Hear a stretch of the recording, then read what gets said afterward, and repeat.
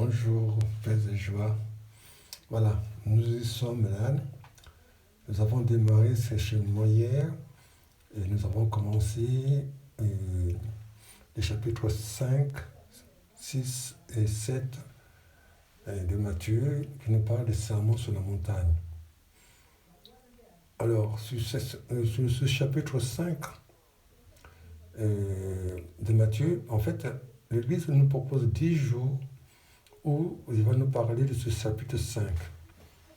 Mais ce chapitre 5,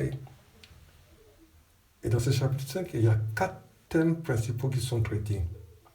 Les béatitudes, le ciel et la terre, l'accomplissement de la loi et la nouvelle loi et l'ancienne loi. La nouvelle justice et l'ancienne justice. Alors, si nous prenons le premier thème, nous parle de béatitude. Et donc, nous avons 9 béatitudes. Et il nous est parlé du royaume des cieux. Lorsque nous allons dans les Écritures de Marc, la première fois que Jésus parle, Marc 1, verset 15, il dit « Les temps sont accomplis. Le royaume de Dieu est là, est proche. Convertissez-vous. » Donc, il nous parle du royaume de Dieu. Dans les béatitudes chez Matthieu, chaque fois, il nous a parlé du royaume des cieux. Sur les 9 béatitudes, il y en a 3 où il nous dit « Le royaume est ». C'est-à-dire qu'il est là aujourd'hui. Heureux les pauvres de cœur, heureux ceux qui sont persécutés à cause de la justice, heureux ceux qui sont persécutés à cause de mon nom. Dans les 6 autres, et c'est dans le futur, ils seront. Donc déjà, Jésus nous place déjà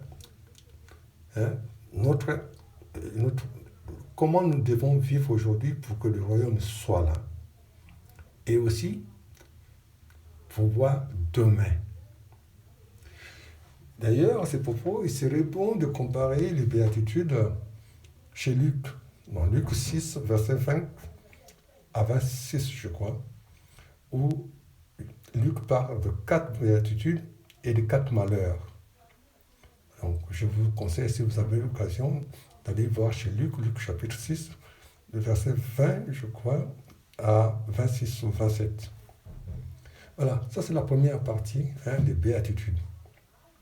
Alors, la deuxième partie, c'est le sel et la terre.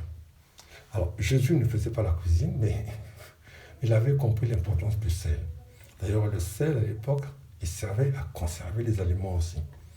Mais le sel, et lorsqu'on fait une cuisine, on prend tout ce qu'il faut pour faire une bonne recette. Quelle est la part monétaire du sel? Mais pas grand-chose. Mais quand il manque de sel, la nourriture est fade. Quand il y a un excès de sel, c'est immangeable. Pourtant, il suffit de très peu de choses pour que la nourriture soit trop salée. Et comme Jésus voulait nous dire, nous sommes appelés à être des régulateurs dans ce monde. Nous devons être des justes milieux pour que le monde soit juste. Pas trop de sel, mais ce qu'il faut pour que le monde soit dans la justice. Et puis, il nous parle de la lumière. Dans la lumière, à propos, si cette nuit, vous rentrez dans votre chambre, vous n'allumez pas, ouvrez bien vos yeux, vous ne verrez rien. Dans la journée, on voit parce qu'il y a la lumière du jour. Mais la nuit, s'il n'y a pas la lumière, nous ne voyons rien. Ça veut dire quoi? Que nos yeux soient bien ouverts, s'il n'y a pas la lumière, nous ne voyons rien. À ces propos, d'ailleurs, pendant la messe... Non, attends. Pendant la messe, nous avons des bougies. Pourquoi ils servent les bougies? C'est pour dire que cette parole qui est là, elle est lumière. Et nous faisons 3 signes. Signe de croix sur le front, sur la bouche et dans le cœur.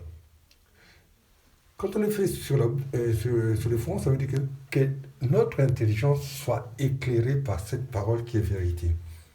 Que notre bouche proclame et confesse cette vérité. Et que dans le cœur, que notre cœur soit transformé par cette parole. Que notre cœur soit le lieu où cette lumière va résider. Vous voyez, c'est important.